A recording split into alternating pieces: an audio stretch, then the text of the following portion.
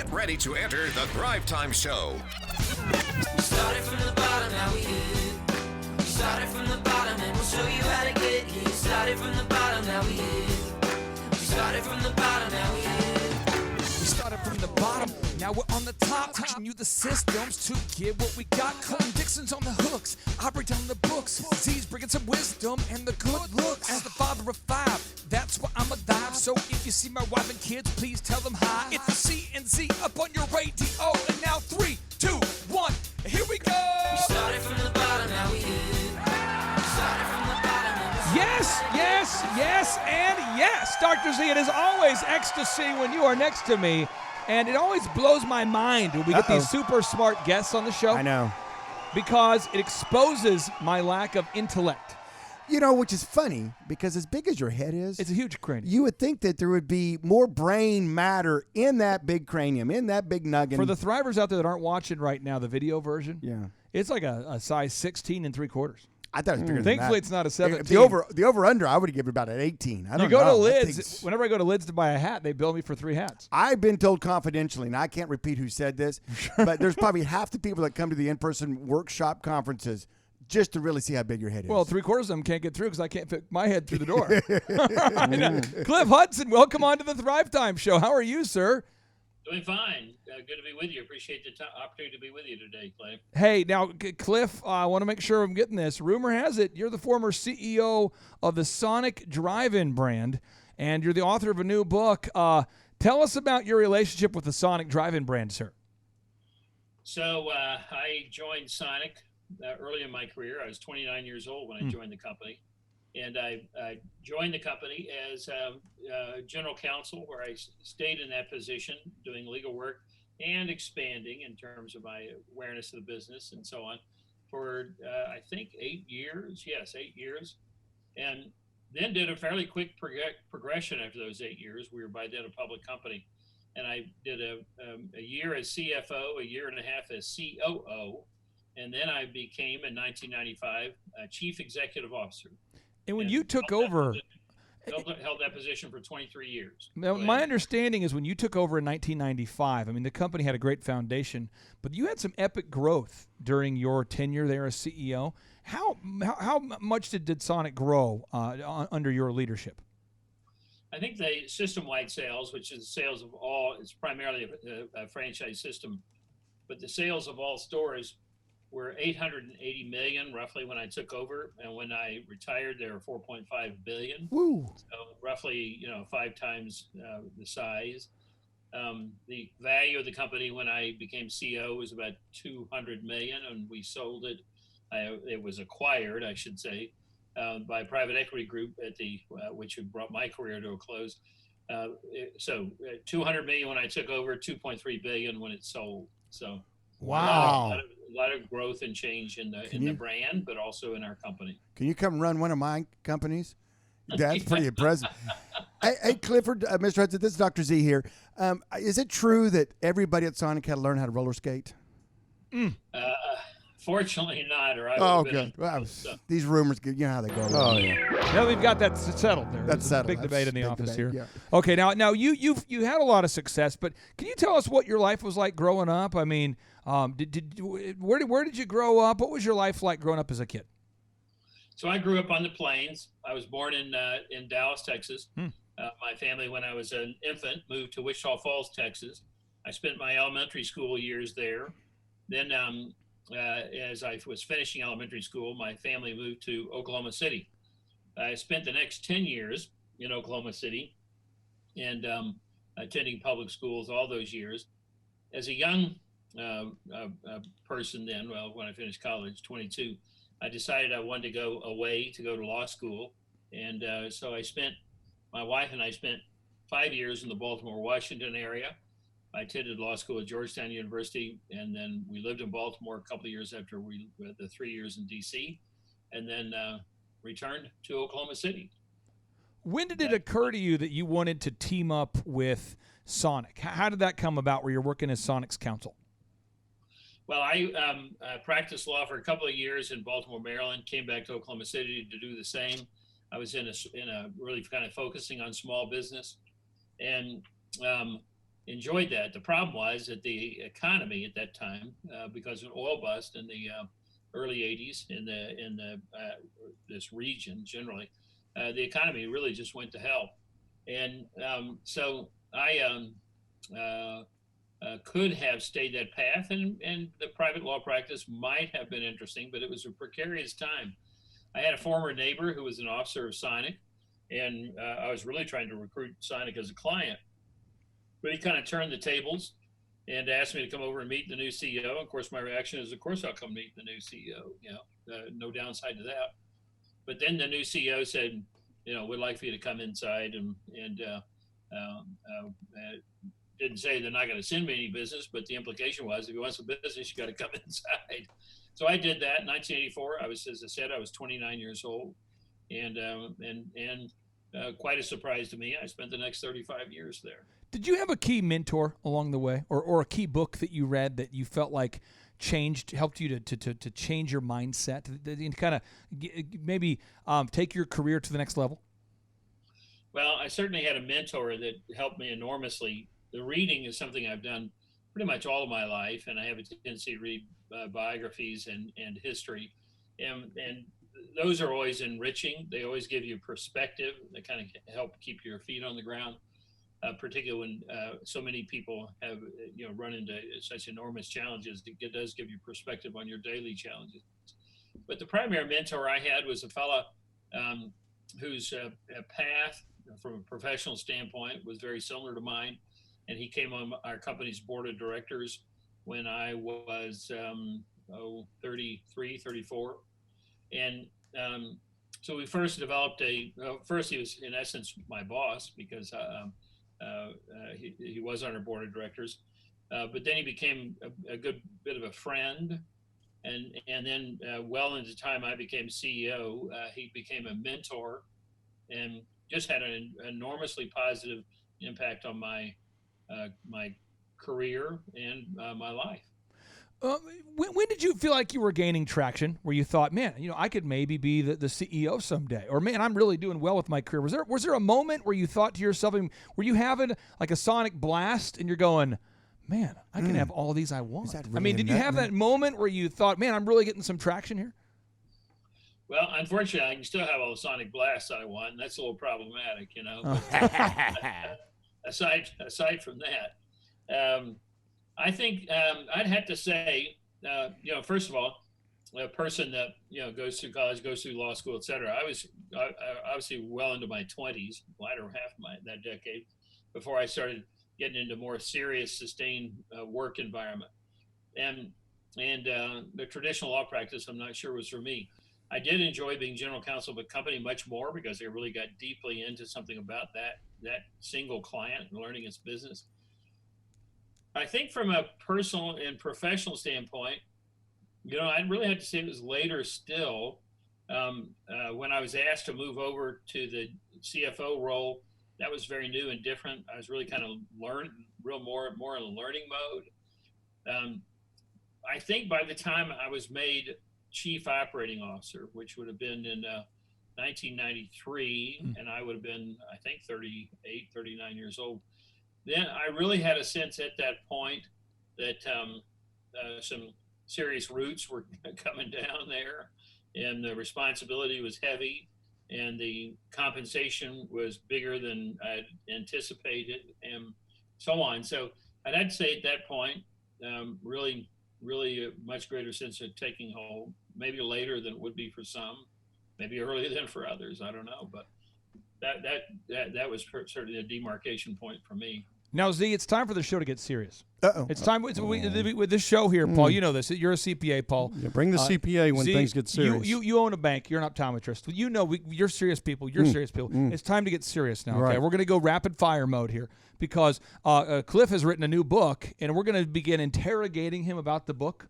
Unfortunately, we don't have a single light bulb we could just bring down and start that whole interrogation. We need a spotlight. We're not going to waterboard him because it's over the Zoom right now. That's always fun But when we're we still do going to that. get serious, okay? So we're going to come in, Cliff, hot with these questions here.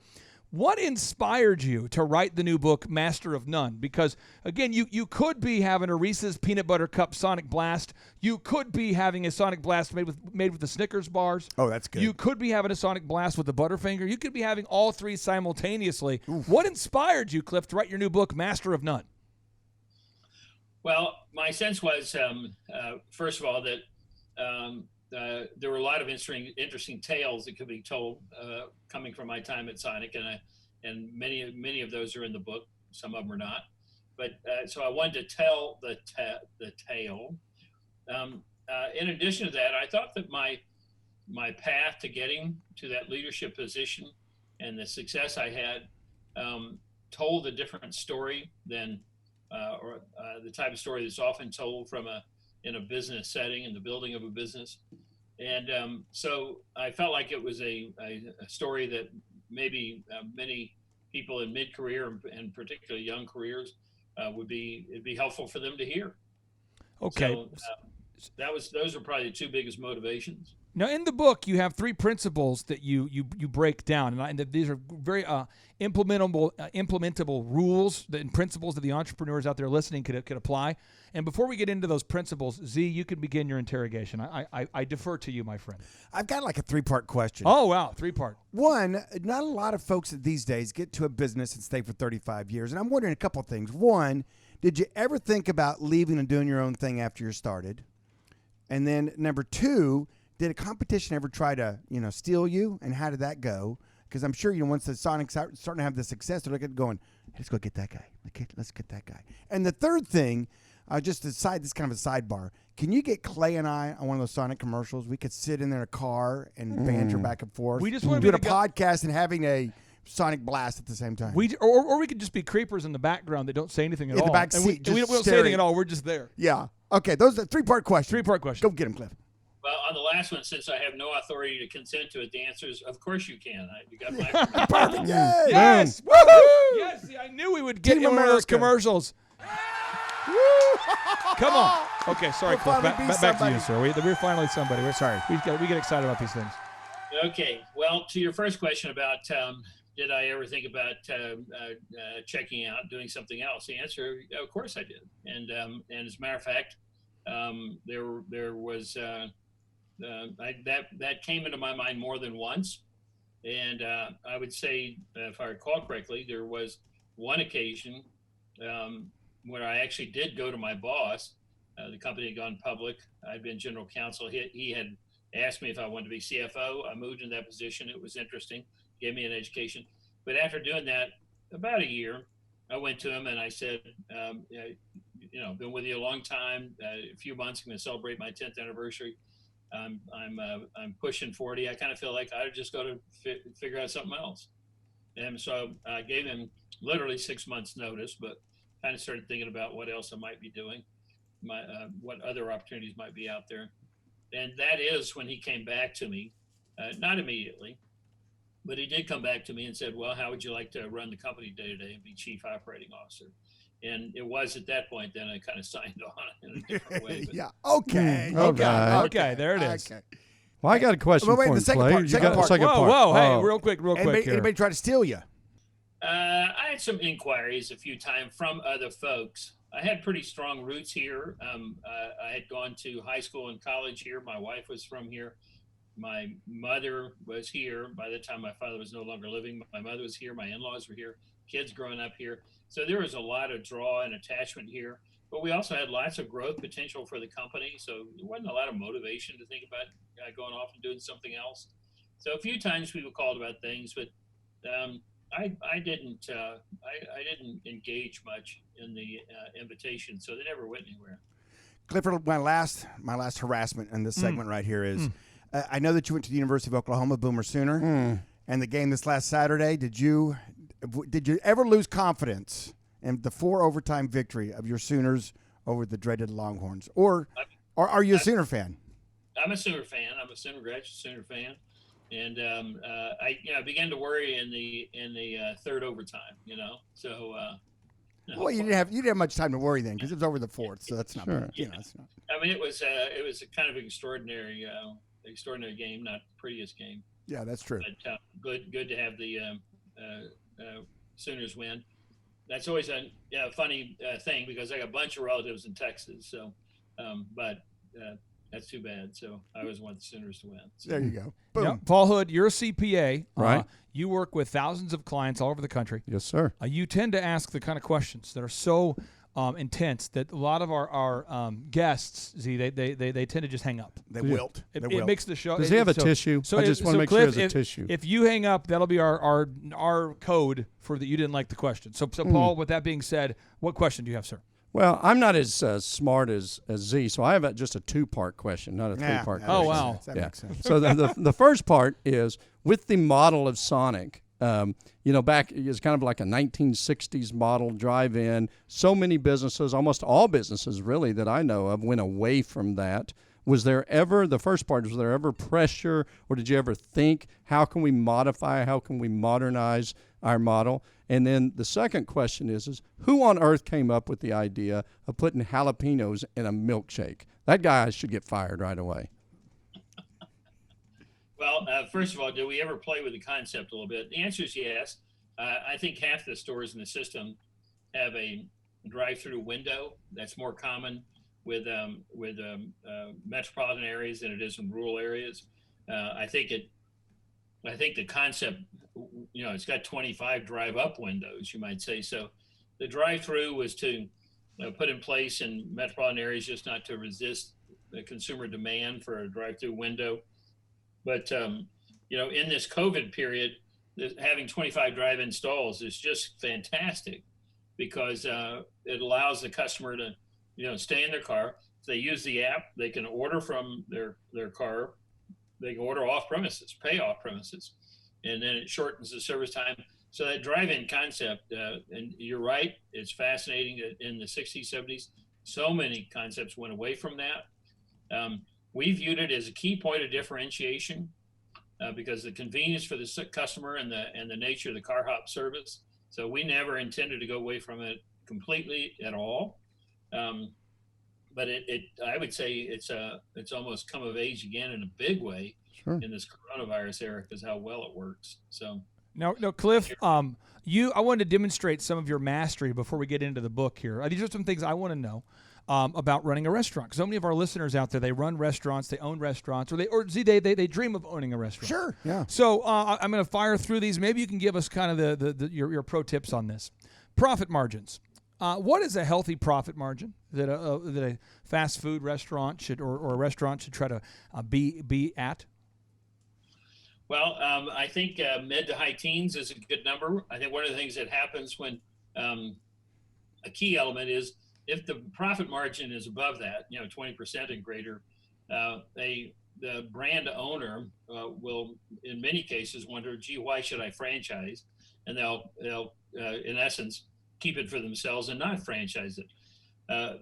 When the concepts are in the, let's just say 15, 17, 18% operating margin, and the return is there for a franchisee to make good income, particularly if they own the real estate, pay themselves rent, et cetera, then the return can be even better. But there's a key differentiation there. Someone like Starbucks, that though they have in fact utilized a variety of concepts over time in terms of expansion. By and large, they are company owned, and the reason is the return is so fantastic. They got no reason to, turn loose the operating control of the brand. Now, food eatage, shrinkage, you see, it's where you have a bunch of people. We'll call them hourly employees in restaurants. We'll call them that. Okay. A lot of times they tend to eat the product. Kind of like you did at Target. When I worked at Target, Cliff, I was 18 years old, and my boss used to do these morning huddles, and they would say, okay, guys, somebody ate all of the pretzels. Now, we don't mind if you have one pretzel per shift or one item per shift, but somebody ate all of them. All of them. And this is before cameras and the whole surveillance culture we have Thank now. goodness, right? And I'm going, getting all hot, getting all red, getting all. Oh, yeah. Well, okay. And they're like, Clay, just make sure you make sure you were in that area last night, and I don't know. I'm not saying you ate all of them, but you need to try to make sure you don't eat them all. I'm like, okay, I'll try. But it was like an addictive chemical they put in those pretzels. I had to have the big salt pellets on it. And there's a lot. There's that temptation in a food industry to eat all the food, Or give your friends free food. How do you prevent the food eatage, the shrinkage, the theft of the product from the employees? Well, that's an ongoing problem in any restaurant. You're talking about your job as an 18-year-old. My job as a high school student was in a restaurant, was in the kitchen, and once they realized that a number of us liked halibut steak, they told us that no more halibut steak. I mean, they cut it back to you could have a hamburger or another kind of sandwich. That was about it. So that's the shrinkage issue. There's some waste that occurs naturally, something that is damaged in the prep process. There's some waste that occurs naturally. When it does get a little larger, then you probably have an employee problem in terms of the employees either eating quite a bit on the job or just carrying it off the job. I had to say, in the case of a Sonic drive-in, the kitchen is small enough that if there's a responsible manager, assistant manager on premises, it's kind of hard for somebody to get away with that.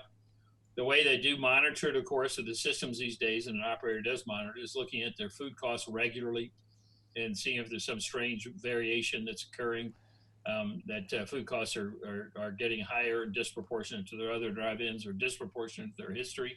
And then they can look to employees and say, look, we got a problem here. This needs to come to a close. And if it doesn't, then they got to figure out who's walking out with some food. But it's probably a universal ongoing problem. Now, final question before I get into your new book here. Some of the listeners out there, Z, they said they have a hard time finding good employees. Right. What do you look for in employees at Sonic? Well, I think that there's some universal application of skill sets that you would like in an employee. One is interpersonal skills, and how they treat customers, how they treat fellow employees, et cetera. And an employee that has a ready smile, ready engagement, and likes people has an opportunity to do well in any variety of endeavors, whether it's at a Sonic or otherwise. But particularly at a Sonic, if you're going to be interacting with customers, having nice interpersonal skills and enjoying dealing with people is critical. In addition to that, then elements of the work ethic, just about how they put themselves into the job, and their timeliness, their effectiveness, and how they assume the immediate responsibilities.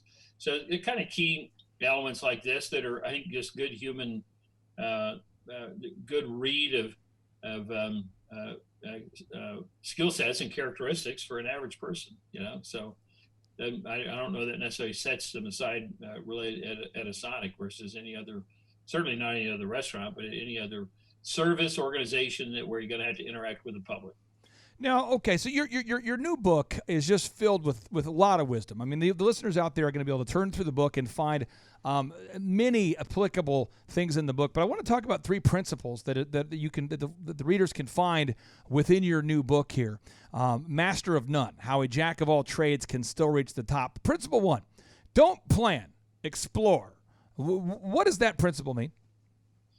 Well, first of all, let me say, there is a point in the book at which these principles, these three principles, are really kind of distilled. At the same time, throughout the book, there are all kinds of things to take away from the experiences that I've had and the stories that I relate in the book. And so I think any listener to this program, or any reader of the book in the future, I think will see that my stories are intended to be subtle in many ways in terms of the message, but very real because they're drawn from very real experiences. Now, specifically, as to this idea of exploring, I think many young people believe that the path forward is to make a plan, have a plan, have a plan. And the fact is, I think you really need to be open to exploration. And you need to, yes, you got to stay on path to a fair degree, but the fact is, you're going to benefit more if you do keep your head up, your eyes open, and I think you do your base job better, but two, you won't miss opportunities that come along. And the work you're doing, in a way, is all about, yes, doing a good job currently, but preparing you for whatever you're going to do next. And you're only going to see those if your eyes are open and you're open to exploration. Now, principle number 2 in your book, you talk about don't specialize, generalize. What does this mean? Well, and I think there's been a big tendency in our society for a number of years now to kind of push kids to think more about more narrow preparation for jobs. And the biggest concern I have with that for young people, particularly today, but it's happened for all employees, is that technology is causing the manner in which we live and the manner in which we work to change so rapidly that the greater we prepare ourselves for a narrow position and a narrow function, the more likely we're going to get left behind quicker. And so my view is learn about the world, get a good education, learn how to be a creative thinker, keep your eyes open, your head up. And then as the world changes, you can be ready to embrace that change rather than being a victim of it. Principle number 3, don't keep your head down. Turn it up toward opportunity. Could you break this down for us? Well, I think in a way, now I'm almost being a little repetitive of the first elements. And that is, there is the old adage, keep your mind, keep your nose to grindstone, stay focused, keep your head down, etc. And those things in a moment, in a situation, can always make sense. Question is, what is it you're going to do over time?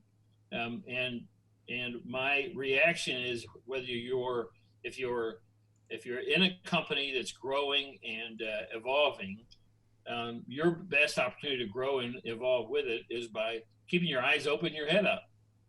Do your job well, but at the same time, learn how and I don't mean in a self-centered way, learn more about your employer by looking around and absorbing more. You'll be able to do your existing job better, and you'll be more likely to grow within the organization. Now, so these are the general concepts I think about. My direction, my own career is jack of all trades. I didn't come at it from a restaurant concept. I didn't in college. I never studied marketing, and yet I was responsible for marketing a multi-billion-dollar brand. Now, I know that you worked as the CEO, the COO. You were an attorney. Rumor has it that you had the ability to cook a mean burger. Do you still possess it? I mean, could you get back there and flip a burger if you had to?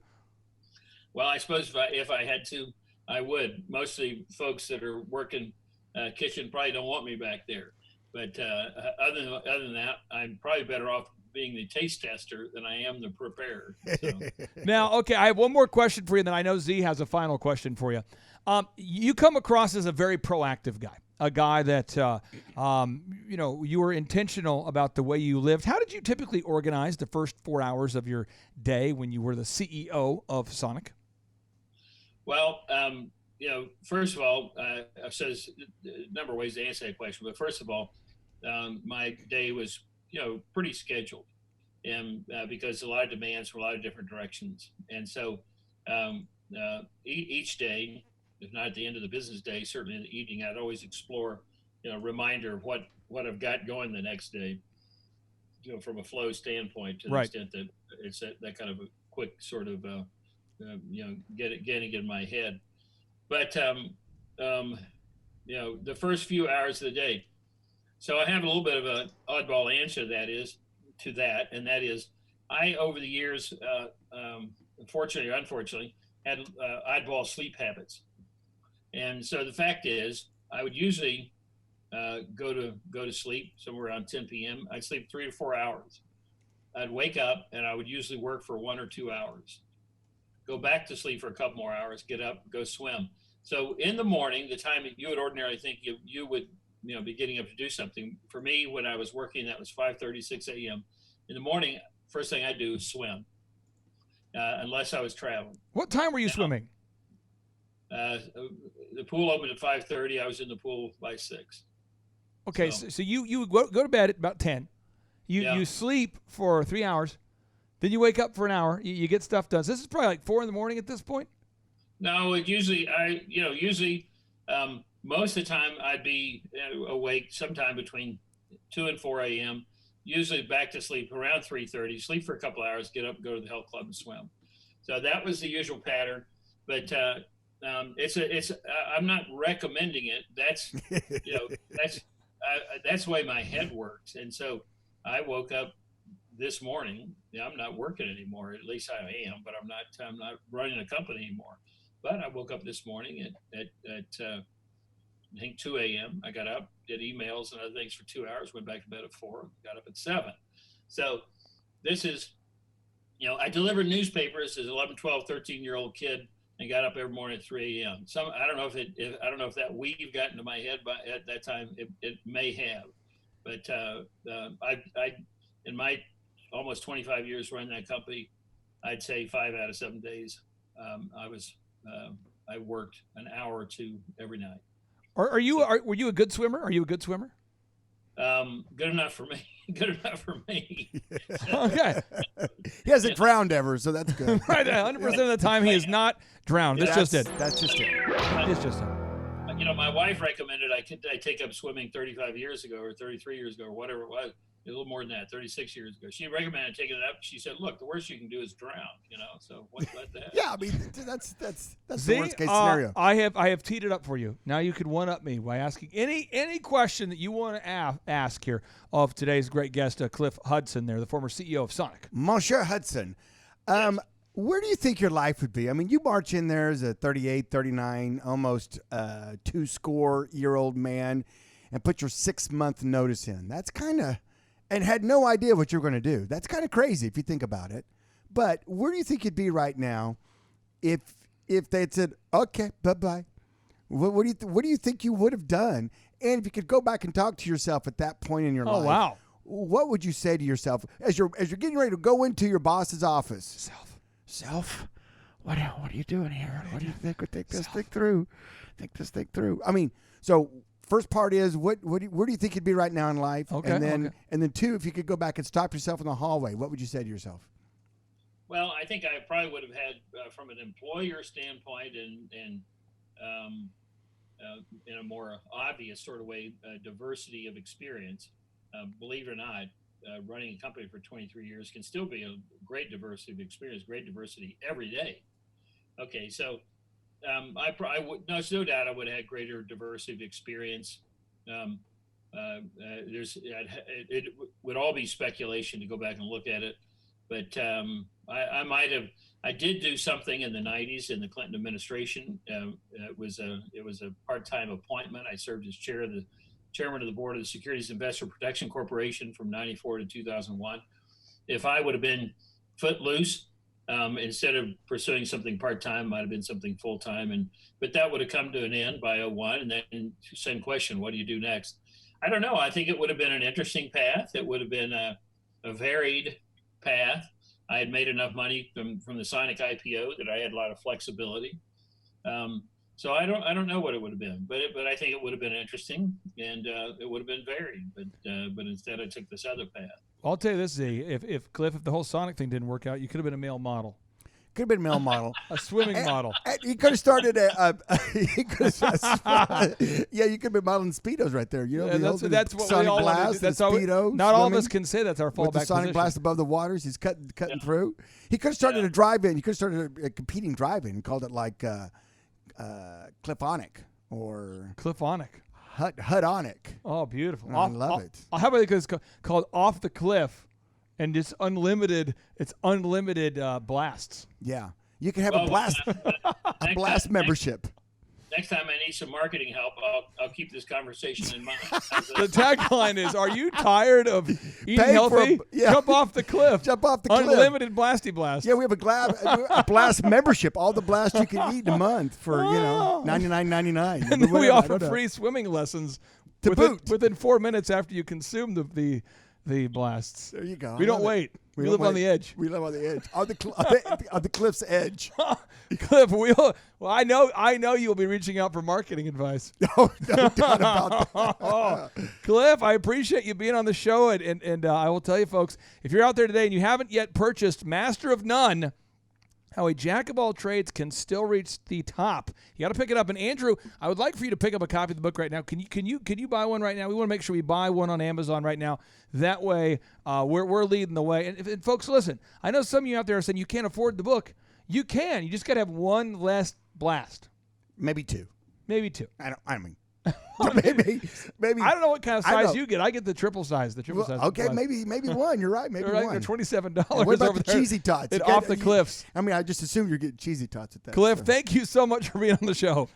Great to be with you guys. I appreciate the opportunity. You Take bet. care. Well done. And now, without any further ado, 3,